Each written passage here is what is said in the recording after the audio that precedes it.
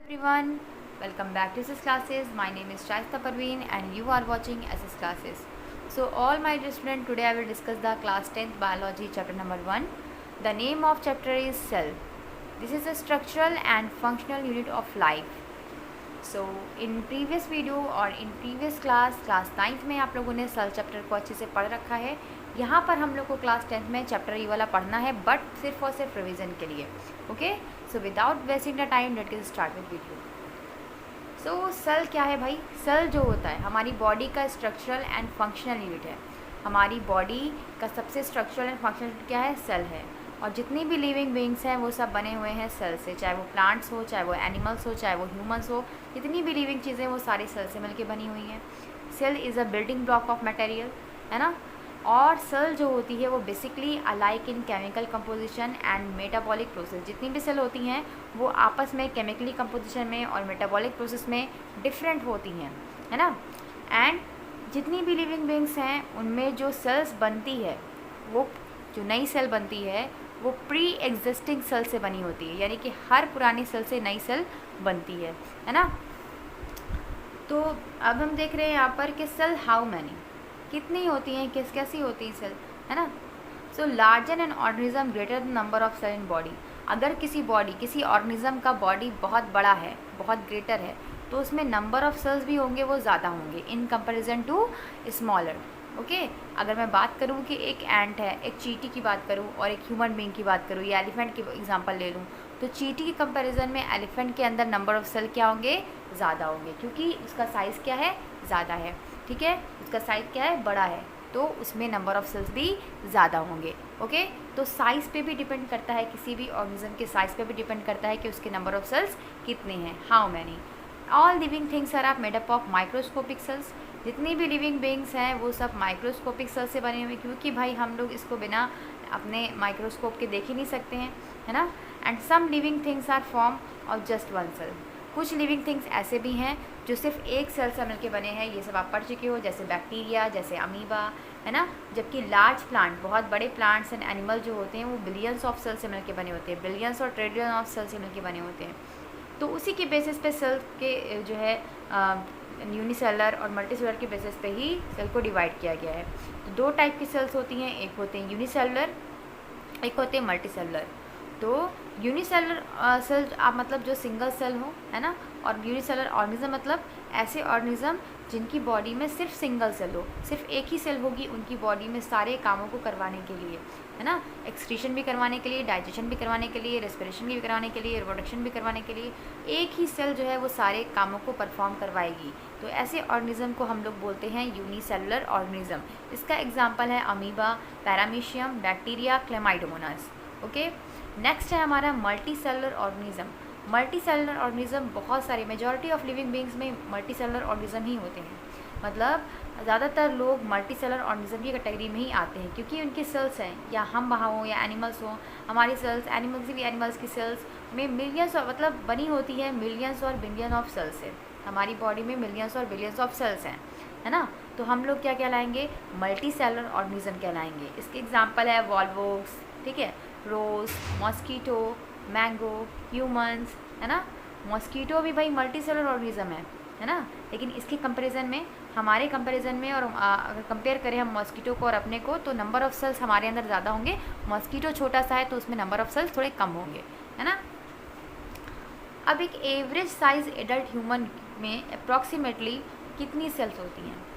तो देखिए, एक एवरेज साइज एडल्ट ह्यूमन में क्या होता है कि लगभग 200 डिफरेंट टाइप की सेल्स होती हैं. सोचो, 200 डिफरेंट अलग अलग टाइप की सेल्स होती हैं.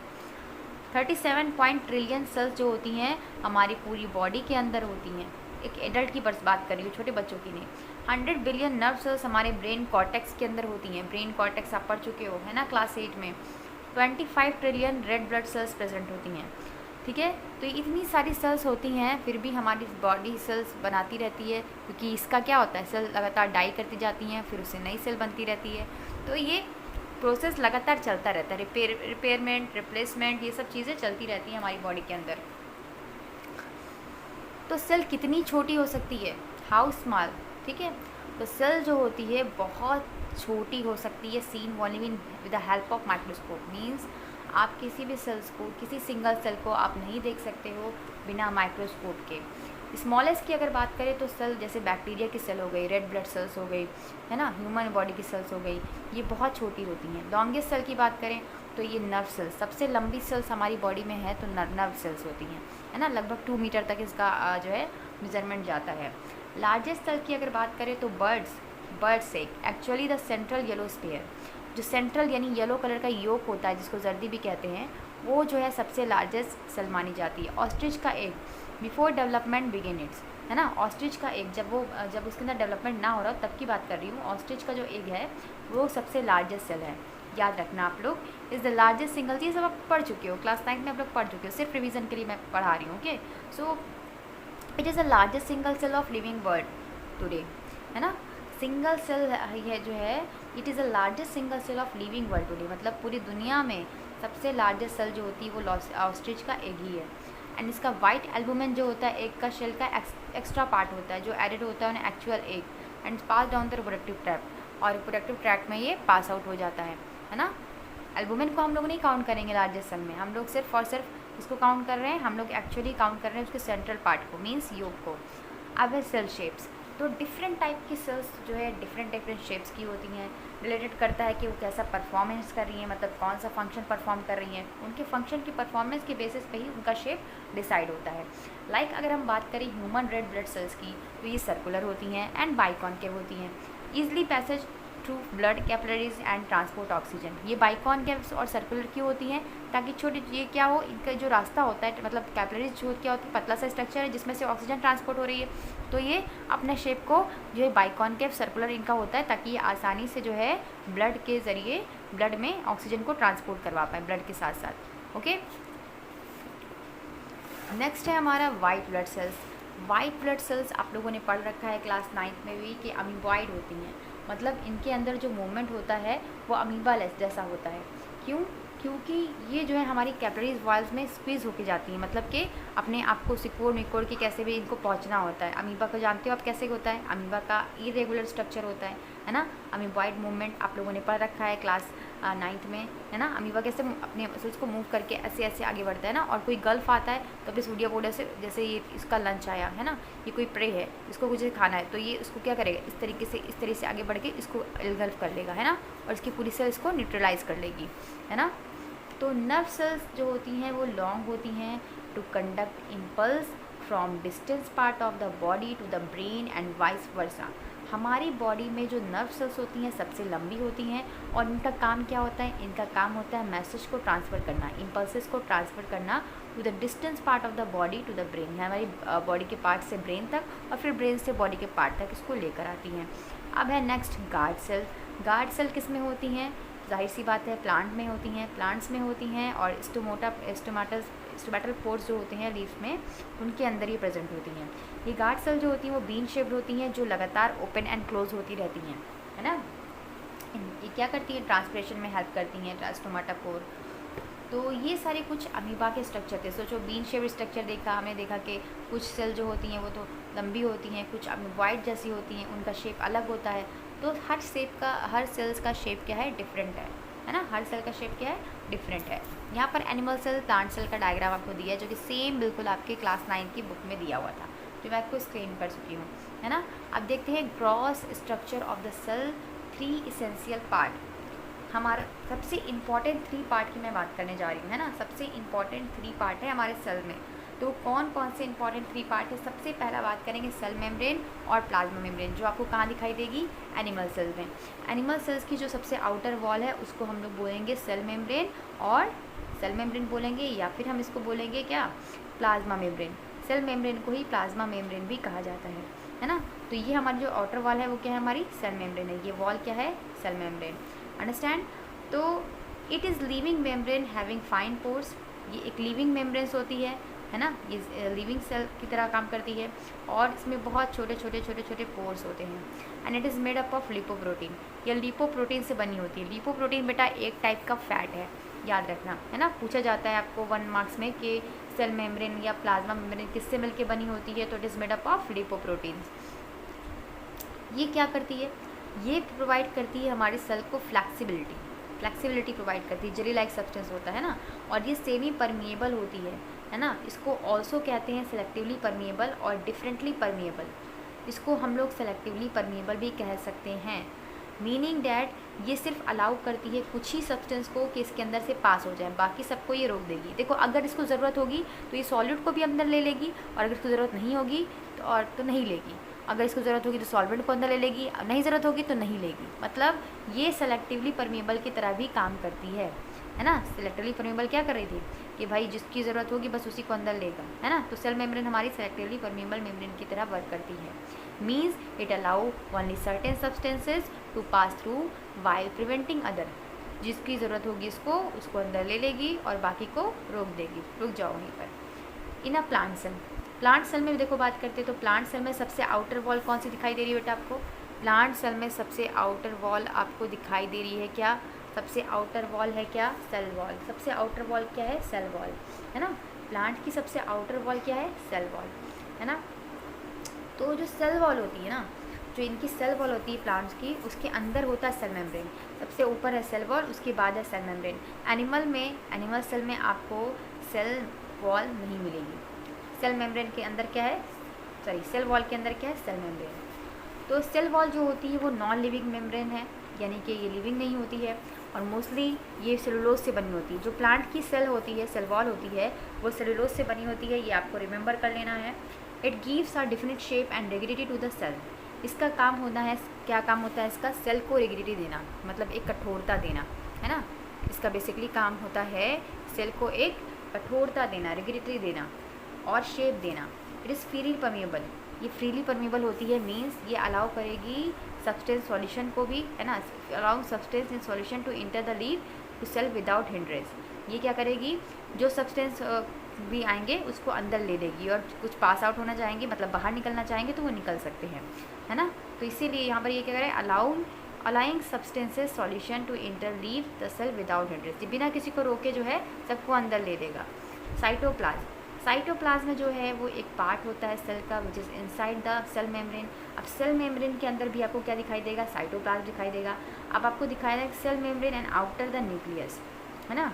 It is semi liquid substance, मतलब ये आधा सॉलिड जैसा होता है और आधा लिक्विड जैसा होता है। सेमी लिक्विड सब्सटेंस होता है, और many chemical reaction catalyse by enzyme occur in it. ज़्यादातर जो केमिकल रिएक्शन है या एंजाइमेटिक एक्शन है वो आपके परफॉर्म होते हैं साइटोप्लाज्म में भी। साइटोप्लाज्म को ऑर्गेनल्स का घर भी कहते हैं, सेल ऑर्गेनल्स का घर भी कहा जाता है, ठीक है, house of cell, house of organelles भी कहा जाता है, क्योंकि साइटोप्लाज्म में जितने भी आपको दिखाई देंगे माइटोकॉन्ड्रिया और भी जो भी स्ट्रक्चर है वो सब साइटोप्लाज्म के अंदर ही धसे रहते हैं, इस तरीके से धसे रहते हैं, है ना। जैसे आप देखियो ना कोई गेम टाइप का होता है, उसमें बहुत सारे मतलब स्ट्रक्चर बने होते हैं, उसी के अंदर सारे चीज़ धसा होता है, तो बिल्कुल वैसे ही साइटोप्लाज्म के अंदर ही जितने भी सेल ऑर्गेनल्स हैं वो धसे हुए होते हैं, है ना, उनका घर कहा जाता है उसको। So it contains several organelles, इसके अंदर बहुत सारे सेवरल ऑर्गेनल्स होते हैं, each concern with specific function, सभी का फंक्शन अलग अलग होता है। पार्ट होता है जो साइटोप्लाज्म का other than organelles, mitochondria is called systole which constitute many the liquid medium, है ना। साइटोप्लाज्म का ही दूसरा पार्ट जो है वो ऑर्गेनल्स है माइटोकॉन्ड्रिया, जिसको हम लोग साइटोसॉल कहते हैं, और ये कॉन्स्टिट्यूट होता है बहुत सारे लिक्विड मीडियम का, है ना। न्यूक्लियस क्या होता है? न्यूक्लियस एक large number of spherical body है जो सेंटर में प्रेजेंट होती है हमारे साइटोप्लाज्म के, है ना। It is present in centre of the cytoplasm. ये सराउंडेड होता है डबल मेम्ब्रेन लेयर से, जिसको हम लोग बोलते हैं न्यूक्लियर मेम्ब्रेन। आप देख रहे हो कि इसके ऊपर एक डबल मेम्ब्रेन है ना, एक सिंगल मेम्ब्रेन, उसके ऊपर डबल मेम्ब्रेन, इसको हम लोग बोलते हैं न्यूक्लियर मेम्ब्रेन। और आपको न्यूक्लियस कहाँ मिलेगा? सेंटर में मिलेगा, है ना। ये न्यूक्लियस है हमारा, सेंटर में मिलेगा, है ना। उसके अंदर भी बहुत सारे स्ट्रक्चर हैं, जैसे देखो न्यूक्लियस के अंदर क्या है प्रेजेंट होगा? न्यूक्लियोलस प्रेजेंट होगा। न्यूक्लियोलस जो होता है वो थोड़ा सा जो है हट के प्रेजेंट होता है, मतलब सेंटर पे नहीं होता है, एकदम थोड़ा सा अलग होता है, और उसमें छोटे छोटे पोर्स जो होते हैं न्यूक्लियस के अंदर, उसको हम लोग बोलते हैं न्यूक्लियर पोर। और इसके अंदर जो धागे नुमा स्ट्रक्चर आपको दिखाई दे रहा है, धागे जैसा, उसको बोलते हैं क्रोमैटिन फाइबर या क्रोमैटिन नेटवर्क। ओके, अब है हमारे अंदर, देखो यहाँ पे क्या कह रहा है कि round substance of nucleus is semi solid substance nucleoplasm. यहाँ पर आपको जो डॉट दिखाई दे रहा है इसके ऊपर रेड कलर का, वो क्या है? हमारा न्यूक्लियोप्लाज्म है, जो कि सेमी सॉलिड होता है ना। और इसमें containing one more round shape nuclei, इसमें एक से ज़्यादा न्यूक्लियाई होते हैं। या फिर सिंगल टर्म में इसको बोल सकते हैं हम लोग न्यूक्लियोलस। न्यूक्लियोप्लाज्म जो होता है वो कंटेन करता है network of dark colour fibres, chromatin fibre. ये न्यूक्लियोप्लाज्म ही क्या करता है, पतले पतले पतले पतले डार्क स्ट्रक्चर बनाता है जिसको हम लोग बोलते हैं क्रोमैटिन फाइबर। ये क्रोमैटिन फाइबर जो होते हैं वो कंडेंस हो जाते हैं इनटू शॉर्ट थिक क्रोमोसोम्स। जब ये कंडेंस हो जाते हैं मतलब एक जगह पे इकट्ठे हो जाते हैं तो ये छोटे से हो जाते हैं और बना लेते हैं क्रोमोसोम, है ना, during cell division. Cell division के दौरान आप क्रोमोसोम देखोगे, क्रोमोसोम का स्ट्रक्चर देखोगे। इसके बाद वाला चैप्टर आपका क्रोमोसोम का स्ट्रक्चर ही पढ़ना है आप लोग को, है ना। यहाँ पर देखो, यहाँ पर दिखाई दिया है early stage of cell division. जब सेल डिवीज़न से पहले का दिखाया गया कि एनिमल सेल जो है वो 2 पेयर्स में डिवाइड हो गया है। यहाँ पर क्रोमोसोम जो है वो 2 पेयर्स में डिवाइड हो गए हैं, ये क्रोमोसोम्स है और ये भी क्रोमोसोम्स है। ये हमारे सेल का न्यूक्लियस है ना। तो ये कंडेंस, जब क्रोमोसोम्स क्या होते हैं, कंडेंस फॉर्म में दिखाई देंगे, मतलब आपको दिखाई देगा सेल डिवीज़न के दौरान ही क्रोमोसोम दिखाई देंगे, ऐसे नहीं दिखाई देंगे क्योंकि बहुत पतला पतला फाइन स्ट्रक्चर होता है, इसलिए आपको दिखाई नहीं देगा। और यहाँ पर क्रोमोसोम नंबर वेरीज करेंगे वन ऑर्गेनिज्म टू अनदर, मतलब वो ऑर्गेनिज्म अगर बोले कि हमारे अंदर, हमारे ह्यूमन बीइंग के अंदर जो है क्रोमोसोम्स नंबर कितने होते हैं भाई, 23 पेयर्स होते हैं, है ना। 23 पेयर्स ऑफ क्रोमोसोम्स हमारे अंदर प्रेजेंट होते हैं। और नंबर ऑफ क्रोमोसोम किसी और एनिमल में क्या होंगे, डिफर होंगे, अलग अलग वेरी करेंगे, है ना। अब है finger structure of the cell organelles, है ना, final structure of the cell organelles. Organelles एक स्पेशलाइज्ड एंड मेम्ब्रेन बाउंड है and structure in cell concern with definite function, जो कि उसको डेफिनेट फंक्शन करवाता है सेल को, है ना। ऑर्गेन और ऑर्गेनल होता क्या है, just there are organ in the body so they organelles inside the cell. जैसे हमारी बॉडी के अंदर ऑर्गन्स होते हैं वैसे ही हमारी सेल के अंदर ऑर्गेनल्स होते हैं, है ना। Just as each body organ perform और मोर स्पेशल फंक्शन, हमारी बॉडी में जैसे अलग अलग ऑर्गन का अलग अलग काम होता है वैसे ही हमारे सेल में भी अलग अलग ऑर्गेनल का अलग अलग काम होता है। लिविंग पार्ट जो होता है सेल का वो कंसिस्ट होता है साइटोप्लाज्म से एंड न्यूक्लियस से and other living bodies collectively called protoplasm और प्रोटोप्लास्ट, है ना। ये लेटर टर्म जो है प्रोटोप्लास्ट जो है मोर अप्रोप्रिएटली यूज़ किया जाता है प्लांट सेल के लिए। प्रोटोप्लास्ट को हम लोग यूज़ करते हैं प्लांट सेल के लिए after the removal of cell wall, है ना, जब इसकी सेल वॉल रिमूव हो जाती है। लिविंग बॉडीज़ के लिए इसको हम लोग कहते हैं same both plant and animal cell except the cell wall chloroplast present in plant cell, है ना। हमारे अंदर भाई क्लोरोप्लास्ट नहीं प्रेजेंट होता। क्लोरोप्लास्ट कहाँ प्रेजेंट होगा, आपको दिखाई देगा प्लांट सेल में दिखाई देगा। Nucleus, nucleolus, mitochondria, endoplasmic reticulum, है ना, reticulum, ribosome, Golgi bodies, lysosome, the non living part, यह सब क्या है आपका, ये सारे एनिमल, यहाँ पे क्या होगा कि ये सारे आपको दोनों में प्रेजेंट होंगे, है ना। नॉन लिविंग पार्ट जो है सेल के vacuoles, granules are called cell inclusion. ये सारे, ये दोनों क्या है, नॉन लिविंग पार्ट है सेल के। अब है यहाँ पर हम लोग डिफरेंट टाइप के सेल के पार्ट को डिस्कस करेंगे और देखेंगे कि उसका चीफ फंक्शन क्या है। जल्दी से इसको देखेंगे। सेल मेम्ब्रेन सबसे पहला पार्ट है। सेल मेम्ब्रेन को हम लोग प्लाज्मा मेम्ब्रेन भी कहते हैं। इसका ये हमेशा याद रखना कि हमेशा ये आउटर मोस्ट सेल होगी एनिमल, ये आउटर मोस्ट प्रेजेंट होगी एनिमल सेल में और ये लाई करता है next cell wall in plant cell. Plant cell में ये दूसरे नंबर पे होगी और एनिमल सेल में ये पहले नंबर पे होगी। इसका ये बहुत पतली होती है, फ्लैक्सिबल होती है और लिविंग मेम्ब्रेन है। इसमें बहुत छोटे पोर्स होते हैं और ये सेमी परमेबल होती है ना। मेड अप ऑफ लिपोप्रोटीन, अभी बताया था मैंने कि लिपोप्रोटीन से बनी होती है। लिपोप्रोटीन एक टाइप का फैट होता है बेटा, है ना। इसका फंक्शन क्या है, ये सेपरेट करती है contents of the cell from surrounding, है ना। ये बेसिकली रेगुलेट करती है entry of the certain solute and ion. ये रेगुलेट करती है कौन सा आयन हमारी बॉडी का, हमारे सेल के लिए ज़रूरी है, उसको अंदर ले लेगी और बाकी को हटा देगी। Maintaining shape of animal cell only, है ना। ये सिर्फ मेंशन किया गया इसका शेप एनिमल सेल्स के लिए। अब है सेल वॉल। सेल वॉल जो है वो प्लांट सेल में प्रेजेंट होती है। आप सभी को पता है कि सेल वॉल सिर्फ और सिर्फ प्लांट सेल में प्रेजेंट होती है। ये प्लांट की आउटर मोस्ट सेल होती है। ये नॉन लिविंग होती है और रिगिड होती है, layer surrounding the plasma membrane, और चारों तरफ से प्लाज्मा मेम्ब्रेन से यानी कि सेल मेम्ब्रेन से भरी हुई होती है, ढकी हुई होती है। फ्रीली परमेबल होती है, ये अलाउ करती है हर एक सब्सटेंस को अपने अंदर आने जाने के लिए। मेनली कंपोज होती है सेलुलोज से। प्लांट सेल की सेल वॉल किससे बनी होगी, सेलुलोज से। एनिमल की किससे बनी होगी, लिपोप्रोटीन से, है ना। ये डिफरेंस याद रखिएगा। चीफ फंक्शन क्या है इसका, ये जो है रिगिडिटी देता है shape of plants and allow the substance solution leave the cell without the any hindrance, provide protection. Basically cell wall जो है, जो भी आउटर मेम्ब्रेन होती है वो हमें प्रोटेक्शन का देने का काम करती है। ये बात आप लोग को याद रखनी है।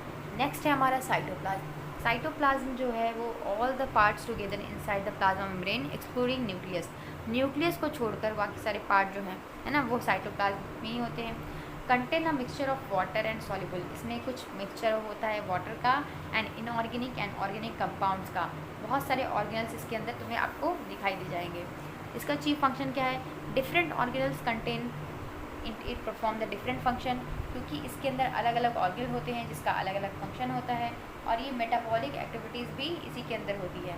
मीडियम क्या प्रोवाइड करता है? ये स्टेप ऑफ रेस्पिरेशन है ना, ये क्या करता है? Medium for initial step of respiration and anaerobic phase glycolysis, ये हेल्प करता है बेसिकली। नेक्स्ट है हमारा एंडोप्लाज्मिक रेटिकुलम। एंडोप्लाज्मिक रेटिकुलम दो टाइप का होता है, एक होता है रफ एंडोप्लाज्मिक रेटिकुलम और दूसरा होता है हमारा स्मूथ एंडोप्लाज्मिक रेटिकुलम। ये इरेगुलर नेटवर्क होता है जो आपको सिंगल सेल में कहाँ दिखाई देगा? सिंगल मेम्ब्रेन ट्यूब्यूल्स दिखाई देंगे इसके अंदर।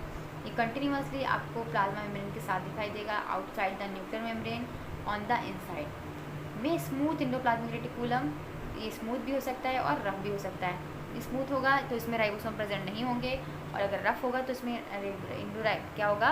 राइबोसोम प्रेजेंट होंगे, है ना। इसका काम क्या है? Supporting framework for the cell, ये सपोर्ट करता है सेल वॉल को हमारे जो सेल है, और synthesis and transport of protein and fats, protein और फैट्स को बनाने में हेल्प करता है। सिंथेसिस मतलब बनना, और ट्रांसपोर्टेशन में हेल्प करवाता है। माइटोकॉन्ड्रिया, माइटोकॉन्ड्रिया बहुत ही इंपॉर्टेंट है ना। Various shape of usually sausage like double membrane cell होता है एंड थ्रोन इनटू फोल्ड, इसमें जो उंगली फिंगर लाइक प्रोटेक्शन होते हैं जिसको हम लोग बोलते हैं क्रिस्टा, है ना। इसके पास अपना डीएनए होता है, माइटोकॉन्ड्रिया के पास अपना डीएनए होता है जिससे ये अपने आप को रिप्लिकेट कर सकता है ना। और इसमें राइबोसोम भी प्रेजेंट होते हैं। ये क्या, इसका फंक्शन क्या है? ये एनर्जी रिलीज़ करता है पायरुविक एंड रिड्यूस करता है साइटोप्लाज्म में ATP, seat of cellular aerobic respiration storage energy को स्टोर करता है एटीपी के फॉर्म में, और रेस्पिरेशन में, सेल के रेस्पिरेशन में हेल्प करवाता है, और बेसिकली ये रेस्पिरेटरी एंजाइम को बनवाने में हेल्प करता है। गोल्गी अपरेटस जो है हमारा एनिमल सेल में जो है, एनिमल सेल्स इलेक्ट्रोसोम इन प्लांट सेल, हम लोग एनिमल सेल में इसको गोल्गी अपरेटस बोलते हैं, और प्लांट सेल में जो गोल्गी अपरेटस होता है वो एकदम खुल जाता है ना, डिजॉल्व हो जाता है, इसलिए इसको बोलते हैं हम लोग डिक्टियोसोम्स। तो स्टैक ऑफ फ्लैटन मेम्ब्रेन होती है, कंसिस्ट होती है सिस्टर्नी से, एंड बहुत इसमें छोटे छोटे वेसिकल्स होते हैं और लार्ज वैक्यूल्स होते हैं। इसका काम होता है क्या है? Synthesis of secretion of enzyme and hormones और एंजाइम को सिक्रीट करवाता है। Formation of acrosome of sperm burning in animal, और स्पर्म को बनने में भी हेल्प कराता है सिर्फ और सिर्फ एनिमल सेल में। राइबोसोम्स क्या होते हैं? स्मॉल छोटे छोटे ग्रैन्यूल्स होते हैं, छोटे छोटे गोला लाइक स्ट्रक्चर होते हैं साइटोप्लाज्म में, जो अटैच होते हैं आउटसाइड ऑफ एंडोप्लाज्मिक रेटिकुलम से। ये डेंस होते हैं, घने होते हैं, और स्फेरिकल यानी गोल गोल बॉडी होती है इनकी। कंपोज होते हैं आरएनए से, नॉट बाउंड बाय मेम्ब्रेन, इनके अंदर ऊपर कोई मेम्ब्रेन नहीं होती। इसका बेसिकली काम सिर्फ एक काम है राइबोसोम्स का, प्रोटीन सिंथेसिस, ये आप लोग को लर्न करना है। लाइसोसोम्स को हम लोग suicide bag of this cell भी कहते हैं, है ना। Membrane sac and budded off the Golgi body में होता है। Contain 40 different type of enzyme, इसमें सोचो 40 डिफरेंट टाइप के एंजाइम प्रेजेंट होते हैं। ये इंट्रासेलुलर डाइजेशन करता है, मतलब अपनी सेल को खा जाता है। डिस्ट्रॉय फॉरिजन सब्सटेंस, किसी फॉरिजन सब्सटेंस को भी क्या करता है? खा जाएगा।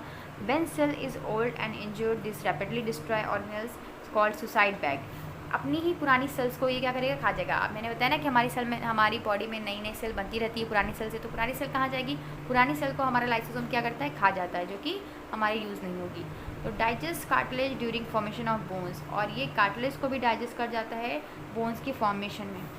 अब है हमारा सेंट्रोसोम सिर्फ और सिर्फ एनिमल सेल में आपको देखने को मिलेगा। ये रीजन होता है जहाँ पर सेंट्रियोल्स जो होंगे लोकेटेड होंगे न्यूक्लियस के पास। यहाँ पे देखो सेंट्रियोल्स क्या है, न्यूक्लियस के पास आपको दिखाई दे रहे हैं, और इसमें सिर्फ एक या दो यहाँ पे सेंट्रियोल्स प्रेजेंट होते हैं। सेंट्रियोल जो होते हैं वो सराउंडेड होते हैं माइक्रोट्यूब्यूल्स से, है ना, छोटे छोटे माइक्रोट्यूब्यूल्स होते हैं इसके अंदर।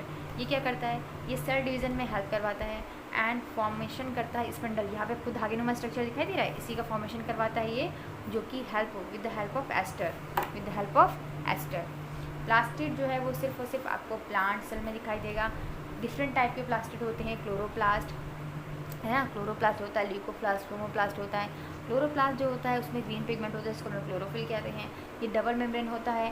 बेसिकली ये प्रोटीनसियस मैट्रिक्स होता है जिसमें DNA होता है, डिस्क लाइक स्ट्रक्चर होता है, और थैलेकॉइड्स होते हैं जिसमें क्लोरोफिल होता है। क्लोरोप्लास्ट जो होता है वो ग्रीन कलर का होता है, ये सोलर एनर्जी को ट्रैप करता है और फोटोसिंथेसिस में हेल्प करवाता है, क्योंकि इसके पास क्या है, क्लोरोफिल है ना। ल्यूकोप्लास्ट क्या करता है, ल्यूकोप्लास्ट कलरलेस होता है, ये मेनली स्टार्च को स्टोर करने में हेल्प करता है, इसके पास कोई पिगमेंट नहीं होता है। आलू को देखा है आपने मम्मी को काटते हुए, तो आलू में जो वाइट पोर्शन होता है वो स्टार्च है हमारा। क्रोमोप्लास्ट जो है वो डिफरेंट टाइप के कलर में दिखाई देगा आपको, इससे पत्तियों का, जैसे फूलों का रंग, फ्रूट्स का रंग है ना, अलग अलग होता है बिकॉज ऑफ क्रोमोप्लास्ट। इसमें 2 पिगमेंट और होते हैं, ज़ैंथोफिल एंड कैरोटीन। ज़ैंथोफिल जो होता है येलो कलर पिगमेंट होता है, और कैरोटीन जो होता है ऑरेंज रेड पिगमेंट होता है। जो कैरेट को देखा है आपने, कैरेट के अंदर जो है और कैसे 2 कलर के होते हैं, या तो रेड कलर का या तो ऑरेंज कलर का, तो वो होता है कैरोटीन की वजह से, है ना। तो they also indirectly help in pollination of attractant different pollinator. Basically आपने देखा है फ्लावर के जो पेटल्स होते हैं, मतलब फ्लावर के जो कलर होते हैं वो अलग अलग होते हैं, पेटल उनके अलग अलग कलर के होते हैं। तो ये क्या करते हैं, पॉलिनेशन में भी हेल्प कराते हैं, क्योंकि इसको देख करके जो भी इंसेक्ट वगैरह है वो अट्रैक्ट होते हैं, या बी वगैरह का अट्रैक्ट होती हैं, और उस पर आती हैं नेक्टर को लेने के लिए, है ना, नेक्टर। नेक्स्ट है हमारा न्यूक्लियस। न्यूक्लियस जो है वो लार्जेस्ट सेल ऑर्गेनल है और मोस्टली स्पेरिकल होता है, डेंस होता है। न्यूक्लियर मेम्ब्रेन जो होती है with pores allow the substance to enter the leave, content network to thread like structure called chromatin fibre which content DNA। इसके अंदर आपको न्यूक्लियोलस मिलेगा, इसके अंदर क्रोमैटिन फाइबर होंगे, क्रोमैटिन फाइबर क्रोमोसोम्स बना लेंगे, और इसके पास DNA प्रेजेंट होता है। ये बेसिकली क्या करता है, it remove the cell dies, मतलब ये क्या करेगा, जिसकी जो भी सेल डाई हो जाती है ना, जो डाई हो जाती है उसको रिमूव कर देता है, मतलब बाहर निकाल देता है। कंटेंट क्रोमोसोम, इसके पास क्रोमोसोम्स होते हैं, बैरियर्स होते हैं जीन्स के जो कंट्रोल करते हैं हेरिडिटरी कैरेक्टर को, है ना।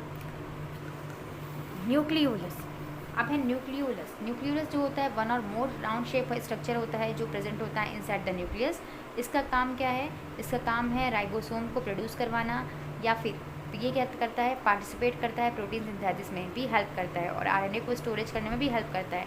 RNA का फुल फॉर्म आप सभी को पता होगा, राइबोसोम, हाँ, ribosome nucleic acid. Dictates ribosome synthesis protein, ये भी हेल्प करता है इसकी प्रोटीन की सिंथेसिस में। क्रोमैटिन फाइबर, धागे नुमा स्ट्रक्चर हमारे जो है न्यूक्लियस में प्रेजेंट होता है, उसको हम लोग बोलते हैं क्या, क्रोमैटिन फाइबर। जब ये कंडेंस्ड हो जाते हैं, एक जगह पर इकट्ठा हो जाते हैं, तो बना लेते हैं chromosomes during the cell division. ये बना होता है DNA के थ्रेड से, मतलब पतले पतले DNA के धागे जैसे स्ट्रक्चर से बना होता है। इसका बेसिकली काम होता है क्रोमोसोम का कैरी जीन्स, ये जीन्स को कैरी करता है। देखा है आपने कि आपके पेरेंट्स के कैरेक्टर भी कुछ थोड़े बहुत सिमिलर, आप मतलब आपके कैरेक्टर कुछ आपके पेरेंट जैसे मिलते जुलते हैं, तो किसकी वजह से होते हैं, क्रोमोसोम्स की वजह से, क्योंकि उसमें कुछ जीन्स होते हैं जो जीन्स ट्रांसफ़र करवाता है, क्रोमोसोम्स। नेक्स्ट है द नेक्स्ट 2 पार्ट जो है वैक्यूल्स एंड ग्रैन्यूल्स, ये नॉन लिविंग है और लेकिन इम्पॉर्टेंट है ओन वे, अपने इनका अपना ही कुछ अलग काम है। वैक्यूल्स, वैक्यूल जो है वो क्लियर स्पेस वाटर होता है, substance in solution. Plant cell में बहुत कम होते हैं लेकिन लार्ज, प्लांट सेल में वैक्यूल्स थोड़े होंगे लेकिन लार्ज होंगे, मतलब लंबे होंगे, है ना, वो बिग होंगे। जबकि एनिमल सेल में बहुत छोटे छोटे होते हैं, है ना। तो कवर्ड होते हैं कवरिंग बाय टोनोप्लास्ट, इसकी जो कवरिंग होती है टोनोप्लास्ट से होती है। इसका बेसिकली काम क्या है, स्टोरेज ऑफ वाटर, वाटर को स्टोरेज करना है, सब्सटेंस को, फूड पिगमेंट को एंड वेस्ट प्रोडक्ट को। ये टेरिगिडिटी देते हैं प्लांट सेल को and pressing the against cell wall. Content pigment like anthocyanin, इसमें एंथोसाइनिस होता है जो वायलिन एंड कलर होता है, जो कलर देता है प्लांट सेल में, कलर देता है। ग्रैन्यूल्स जो होते हैं स्मॉल पार्टिकल्स होते हैं, बेसिकली ड्रॉपलेट्स होती हैं छोटी छोटी छोटी छोटी। इनका काम क्या करना है, इसका काम है स्टोर करना है स्टार्च को। स्टोर्स कहाँ से स्टार्ट करें, प्लांट सेल में, और ग्लाइकोजन को एनिमल सेल में। देखो प्लांट सेल में जो फूड स्टोर होता है वो स्टार्च के फॉर्म में होता है, और एनिमल सेल में जो फूड स्टोर होता है वो ग्लाइकोजन के फॉर्म में होता है ना, ये आपको याद रखना है। तो यहाँ पर डिफरेंस, इतना कुछ पढ़ने के बाद आप डिफरेंस खुद से पता लगा सकते हो कि यूजेज ऑफ जो डिफरेंस है plant cell and animal cell में। साइज़ क्या है, यूजली लार्जर होता है, इसका साइज़ क्या होता है, यूजली स्मॉलर होता है। सेल वॉल डेफिनेट होती है, सेल वॉल मेडअप होती है सेलुलोज से, प्लांट सेल में सेल वॉल होती ही नहीं है। साइटोप्लाज्म जो होता है वो डेंस नहीं होता है, साइटोप्लाज्म डेंसर होता है, और इसमें ग्रैनुलर होता है, मतलब छोटे छोटे गोले हो रहे होते हैं। अरेंजमेंट जो होता है साइटोप्लाज्म का, सिर्फ lining of cytoplasm mostly pursue the periphery and cytoplasm almost entire cell, मतलब पूरे सेल में प्रेजेंट होगा एनिमल सेल में साइटोप्लाज्म। और यहाँ पर क्या था, प्लांट सेल में किस थोड़ी थोड़ी जगह पे प्रेजेंट होगा। प्लास्टिड सिर्फ प्रेजेंट होता है प्लांट में सेल में, और एनिमल सेल में प्लास्टिड नहीं होता है। सेंट्रोसोम एब्सेंट होते हैं प्लांट सेल में, अब प्रेजेंट होते हैं एनिमल सेल में। वैक्यूल्स लार्ज एंड प्रोमिनेंट होते हैं किसमें, प्लांट सेल में। और एनिमल सेल में वैक्यूल्स जो होंगे, अगर होंगे भी तो बहुत छोटे छोटे होंगे, टेम्परेरी होंगे, है ना। तो हमने आज का चैप्टर जो है अपना लगभग ऑलमोस्ट कवर कर लिया है। इसमें और कुछ भी है, और कुछ है नहीं फ़िलहाल, है ना। तो हम लोगों ने ये चैप्टर पूरा फिनिश कर लिया है। नेक्स्ट वीडियो में हम लोग अपना चैप्टर नंबर 2 को स्टार्ट करेंगे। और चैप्टर नंबर 1 के अगर बेसिकली मैं चैप्टर 1 का आपको नोट्स नहीं दे रही हूँ, मैं चैप्टर नंबर 2 से स्टार्ट करूँगी, क्योंकि ये सारी बहुत ईजी चीज़ें हैं। अगर आपको चाहिए होगा, फिर भी अगर चाहिए होगा तो आप मुझे कमेंट कर सकते हो, तो मैं इसका कम्युनिटी पे डाल दूँगी जो भी नोट्स हैं, है ना, जो भी इसका सॉल्यूशन है, मैं इसका सॉल्यूशन आपको प्रोवाइड करवा दूँगी कम्युनिटी पे। सो नेक्स्ट चैप्टर हम लोग स्टार्ट करेंगे नेक्स्ट वीडियो में। तो आज की वीडियो अच्छी लगी तो लाइक कीजिएगा और अपने फ्रेंड के साथ ज़रूर शेयर कीजिएगा। Thank you, keep watching.